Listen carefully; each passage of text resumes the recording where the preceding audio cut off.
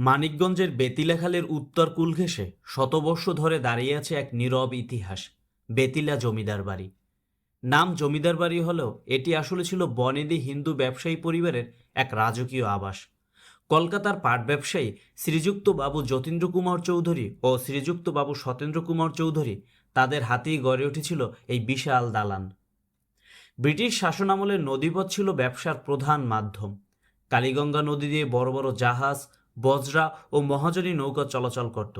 সেই ব্যবসায়িক সমৃদ্ধি এনে দেয় ঐশ্বর্য, আর সেই ঐশ্বর্য রূপ নেয় চুন, পাথর ও লোহার ইস্পাতে নির্মিত পাশাপাশি দুটি ভবন। আমি এখন দাঁড়িয়ে আছি এই বেতিলা জমিদার বাড়ি এরিয়াতে। এখানকার ভবনগুলোর নিচতলায় 16টি, উপরতলায় 14টি, মোট 30টি কক্ষ। ছিল খোলা প্রাঙ্গণ, দুটি পুকুর, 4টি কারুকাজ খচিত ঘাট, নলকূপ, কুয়া, এমনকি শিশুদের জন্য ছোট পার্কও। কিন্তু এই ঐশ্বর্যের পেছনে লুকিয়েছিল সময়ের কঠিন বাস্তবতা। ব্রিটিশ শাসনের সেই দিনগুলো ছিল শোষণ ও বৈষম্যের যুগ। কৃষকের ঘাম, প্রজাদের খাজনা, ঋণের বোঝা, সব মিলিয়ে বাংলার গ্রামগুলো ছিল বঞ্চনার ভারে নুয়ে পড়া। জমিদারি প্রথা ছিল একদিকে প্রভাব প্রতিপত্তির প্রতীক, অন্যদিকে সাধারণ মানুষের দীর্ঘশ্বাসের কারণ। হয়তো এই বাড়ির আঙিনায় কোনো কৃষক কাপা কণ্ঠে সময় চেয়েছে খাজনা দেওয়ার জন্য। হয়তো কোনো মা তার সন্তানের মুখের দিকে তাকিয়ে ভেবেছে আর কতদিন চলবে এই শাসন আর শোষণ।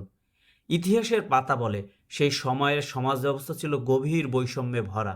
এক পাশে প্রাসাদের আলোকোজ্জ্বল রাত, অন্য পাশে অন্ধকার কুঁড়ে ঘরে না খেয়ে থাকা মানুষ। সময়ের স্রোত থেমে থাকে না। ব্রিটিশ শাসনের অবসান হয়েছে, জমিদারি প্রথাও বিলুপ্ত হয়েছে, কিন্তু বেতিলা জমিদার বাড়ি রয়ে গেছে স্মৃতির ভার বুকে নিয়ে। যে পুকুরের ঘাটে একসময় সাজানো পায়ে নামতো মানুষ, আজ সেখানে ভাঙা সিঁড়ি ছড়িয়ে আছে। নলকূপ আর কুয়া পরিত্যক্ত, প্রাচীর ভেঙে গেছে, সামনের মাঠটিও এখন গোচারণ ভূমি। সবুজ গাছপালার আড়ালে লুকিয়ে গেছে এক শতাব্দীর ঐতিহ্য। এই বাড়ি শুধু একটি স্থাপনা নয়, এটি উত্থান পতনের প্রতীক। এটি বলে দেয় ক্ষমতা চিরস্থায়ী নয়, ঐশ্বর্যও নয়।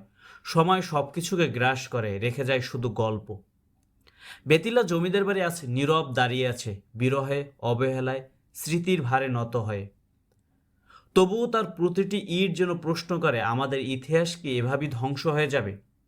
হয়তো একদিন আবার কেউ এগিয়ে আসবে, ফিরিয়ে দেবে তার হারানো গৌরব। ততদিন পর্যন্ত সে দাঁড়িয়ে থাকবে শাসন, শোষণ, ঐশ্বর্য আর বেদনার এক জীবন্ত সাক্ষী হয়ে। এই হচ্ছে বেতিলার ঐতিহাসিক বেতিলা জমিদার বাড়ি।